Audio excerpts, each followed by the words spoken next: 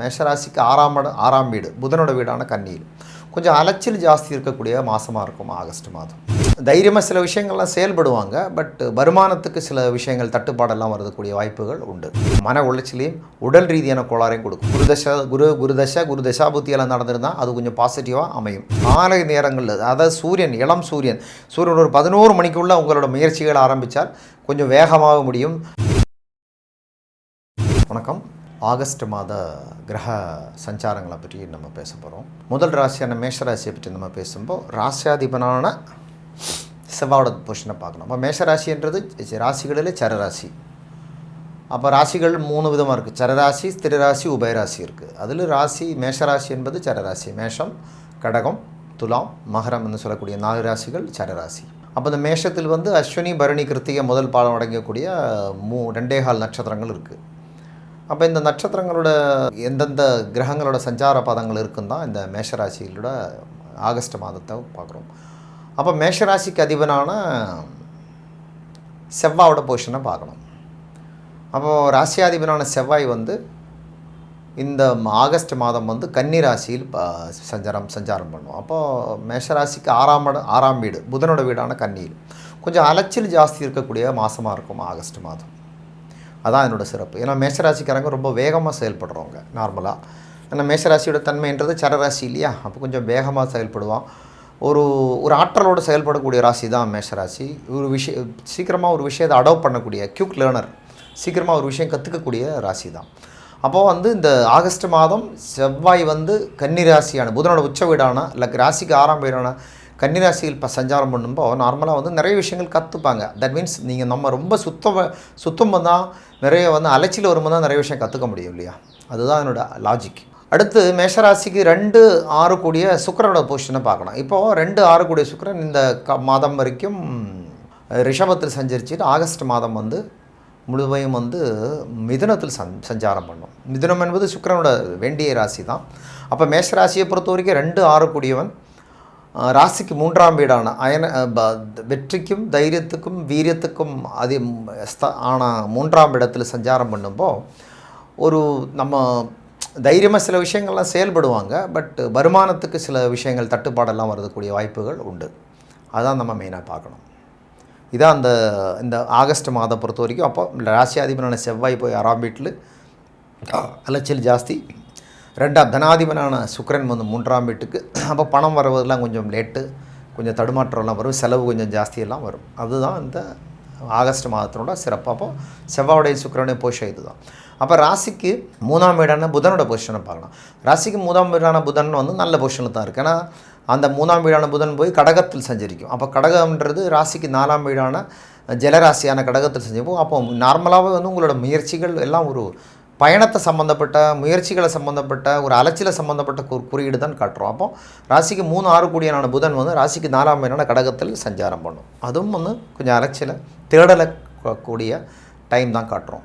அடுத்து ராசிக்கு 4ஆம் வீடான சந்திரனோட பொசிஷனை பார்க்கணும். அப்போ 4ஆம் வீடு சந்திரன் மேஷராசியை பொறுத்த வரைக்கும் விசாகம், அனிஷம், கேட்டா இந்த நாடுகளில் சஞ்சாரம் பண்ணும்போது உங்களுக்கு சந்திராஷ்டமம் இருக்கும். நாம் ஏற்கனவே பல தடவை சொல்லியிருக்க போல் மேஷராசியை பொறுத்த வரைக்கும் அஸ்வினிக்கு சந்திராஷ்டமம் விசாக நட்சத்திரத்திலும், பரணிக்கு சந்திராஷ்டமம் அனிஷத்துக்கும், கிருத்திகைக்கு கேட்டைக்கும் தான் சந்திராஷ்டமம் நடக்கும். அது இந்த சந்திரன் 4ஆம் அதுக்கும் மேஷராசியை பொறுத்த வரைக்கும் 4 கூட நம்ம உடல் ரீதியான மன ரீதியான அலைச்சல், மற்ற விஷயங்களுக்குள்ள மற்றவங்களோட ஒரு கருத்து வேறுபாடெல்லாம் வரக்கூடிய காலகட்டம் தான் இந்த சந்திராஷ்டமம் வரும். ஏன்னா ராசிக்கு 4 கூடியவன் இல்லையா, அப்போ நம்மளோட சுகம் கம்ஃபர்ட் தரக்கூடிய 4 கூடியவனான சந்திரன் ராசிக்கு 8ஆம் இடத்துல போகும்போது நிச்சயமாக அலைச்சலையும் மன உளைச்சலையும் உடல் ரீதியான கோளாறையும் கொடுக்கும்.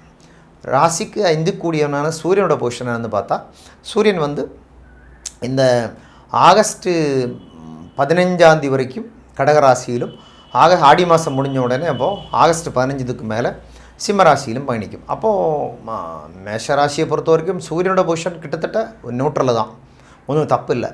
ஏன்னா ராசிக்கு பஞ்சமாதிபன் பஞ்சமத்திலே ஒரு சிறப்பான பொசிஷன் தான். ஸோ கண்டிப்பாக உறுதியான மனோநிலை, தெளிவான சிந்தனை, புத்தி கூர்மையெல்லாம் வரக்கூடிய காலகட்டம் தான் ஆகஸ்ட் மாதம் இருக்கும். அடுத்து ராசிக்கு 9-12 கூடிய குருவோட பொசிஷனை பார்க்கணும். ராசிக்கு 9-12 கூடிய குருவோட பொசிஷன்னா ராசிக்கு 3ஆம் வீடான மிதுன வீட்டில் பயணம் செய்கிறார். அப்போ ராசிக்கு 3ஆம் வீடான மிதுன வீட்டிலிருந்து தன்னோட ராசியான 9ஆம் வீட்டையும், ராசிக்கு 7ஆம் வீடான மகர வீட்டையும், ராசிக்கு 7ஆம் வீடான துலா வீட்டையும், ராசிக்கு 11ஆம் வீடான கும்ப வீட்டையும் பார்க்குறது வந்து கண்டிப்பாக வந்து ராசிக்கு 9, 12 கூடிய குருவோட பொசிஷன் ஓகே தான், தப்புன்னு சொல்ல முடியாது. ஏன்னா இப்போ வந்து குரு கிட்டத்தட்ட ஆகஸ்ட் 20ஆம் தேதி வரைக்கும் திருவாதிரை நட்சத்திரத்தில் பயணம் போய் அப்போ சண்டால யோகம்னு சொல்லக்கூடிய பொசிஷனில் தான் இருக்கும். அது குருவோட பொசிஷன் மேஷராசியை பொறுத்த வரைக்கும் ஓகே தான். குரு வந்து உங்களுக்கு ஒரு என்ன சொல்கிறது, நிறைய கான்டாக்ட் டெவலப் பண்ணி கொடுக்கக்கூடிய காலகட்டத்தில் தான். அது குறிப்பாக குரு தசை, குரு தசாபுத்தி, குரு தசாபுத்தியெல்லாம் நடந்திருந்தால் அது கொஞ்சம் பாசிட்டிவாக அமையும். அதனால் குருவோட லக்னத்தில் இருக்கிறவங்களுக்கும் அது நல்ல பொசிஷனாக இருக்கும்.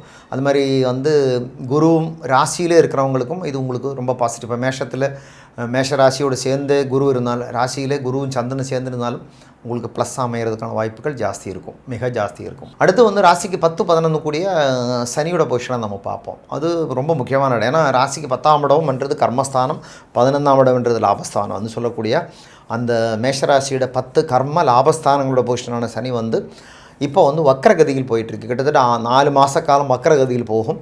இந்த வக்ரகதிகளில் பொசிஷன் கிட்டத்தட்ட 11 இருக்கிற மாதிரி தான். இது வந்து மேஷராசியை பொறுத்த வரைக்கும் நல்ல பொசிஷன் தான், ஒன்றும் தப்புன்னு சொல்ல முடியாது. அப்போ வந்து உங்களோட கொஞ்சம் சனி வக்கரம் என்றாலே கொஞ்சம் வேகதை கம்மின்னு அர்த்தம் நம்ம எடுத்துக்கணும். மற்றபடி வேறு ஒன்றும் அதில் மைனஸ் வந்து சொல்ல வேண்டியது ஒன்றும் இல்லை. வந்து உங்களுக்கு கொஞ்சம் மொத்தத்தில் இந்த ஆகஸ்ட் மாதத்தை பொறுத்த வரைக்கும் மேஷராசியை பொறுத்த வரைக்கும் கொஞ்சம் அலைச்சல், கொஞ்சம் ஒரு வேலையோட பணிச்சுமை ஜாஸ்தி எல்லாம் இருக்கக்கூடிய காலகட்டமாக தான் கண்டிப்பாக ஆகஸ்ட் மாதம் இருக்கும். நீங்கள் பொதுவாக வந்து ஒரு காலை நேரங்களில் வந்து தன்னோட முயற்சிகளை வச்சால் அது சிறப்பாக இருக்கும். மேஷராசியை பொறுத்த வரைக்கும் சரராசியிலேயே செவ்வாயோட ராசியிலேயே அப்போ வந்து இன்னும் காலை நேரங்களில், அதாவது இளம் சூரியன் ஒரு 11 மணிக்குள்ளே உங்களோட முயற்சிகளை ஆரம்பித்தால் கொஞ்சம் வேகமாக முடியும், ஒரு சோர்வு இல்லாமல் இருக்கும். ஏன்னா செவ்வாய் இப்போ வந்து ராசியாதிபதியான செவ்வாய் போய் கன்னி வீட்டில் இருக்கிறதுனால ஒரு சோர்வு இருக்கும். அடுத்து வரக்கூடிய ஒரு மாத காலம், ஆகஸ்ட் மாதம் ஃபுல்லாகவே வந்து சோர்வு இருக்கக்கூடிய காலகட்டம். அப்போது காலையில் வெயில் வர்றதுக்கு முன்னாடியே வந்து முயற்சிகள் ஆரம்பித்தால், தேடல் ஆரம்பித்தால், உங்களோட பயணங்களை ஸ்டார்ட் பண்ணால் கொஞ்சம் ஒரு தெம்பு இருக்கும். அதுதான் அது வந்து சொல்கிறது. அப்போ மேஷராசியை பொறுத்த வரைக்கும் ஓவரால் பார்த்தீங்கன்னா ஒன்றும் சிறப்பான ஒரு மாதம்னு சொல்ல முடியாது. இருந்தாலும் இந்த குருவோட பொசிஷன் ப்ளஸ் வந்து சூரியனோட பொசிஷன்லாம் கொஞ்சம் பாசிட்டிவாக இருக்குது. குரு வந்து 3ஆம் இடத்துலேருந்து 9ஆம் இடத்தையும் 7ஆம் இடத்தையும் ராசிக்கு 11ஆம் இடத்தையும் பார்ப்பதுன்றது நிச்சயமாக வந்து உங்களோட பயணங்கள், முயற்சிகள் பயனுள்ளதாக இருக்கும். இந்த மாதம் இல்லைன்னா அடுத்த மாதம் அதனோட வெற்றிகள் கிடைக்கக்கூடிய வாய்ப்புகள் இருக்குது. ப்ளஸ் புத்தி வந்து தெளிவாகவும் ரொம்ப கூர்மமாகவும் இருக்கிறதுனால அந்த சூரியனும் குருவும் வந்து உங்களோட இந்த அடுத்த ஆகஸ்ட் மாதம் வந்து பாசிட்டிவாக பயணிக்கிறதுனால உங்களுக்கு ப்ளஸ் அமையன்றது தான் அதில் ஒரு சிறப்பம்சம். எல்லோரும் நலமுடன் வாழ்கள். வணக்கம். அஸ்ட்ரோ வேர்ல்டு நேயர்களுக்கு இது வந்து ஜோதிட சம்பந்தமான சில ஆய்வுகளிலும் சில அனுபவத்தின் அடிப்படையில் தான் இந்த ராசி பலன் சொல்கிறது.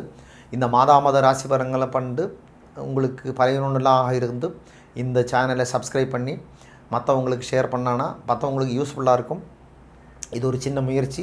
ஜோதிடம் என்பது நம்ம வாழ்க்கையோடு சம்மந்தப்பட்ட ஒரு கலை, ஒரு ஆர்ட்டு தான். இதில் சாதக பாதகங்கள் இருக்கும், தவறுகள் நடக்கலாம், எல்லாம் நடக்கலாம். பட் இருந்தாலும் நம்ம லைஃபோடு சம்மந்தப்பட்ட நிறைய விஷயங்கள் கடந்து போகுது. இந்த மாடர்ன் வேர்ல்டில் நம்ம இப்போ எதை நம்புகிறோம்னு தெரியல, நம்மளோட அனுபவத்தினோட அடிப்படையில் தான் நிறைய விஷயங்கள் கடந்து போகுது. அதனால் வந்து இந்த வருந்த தகவல்கள் உங்களுக்கு யூஸ்ஃபுல்லாக இருந்தால், உங்களுக்கு ஓகேன்னு தோணுன்னா இதை சப்ஸ்கிரைப் பண்ணுங்கள், ஷேர் பண்ணுங்கள், மற்றவங்களுக்கு யூஸ்ஃபுல்லாக இருக்கட்டும். நன்றி, வணக்கம்.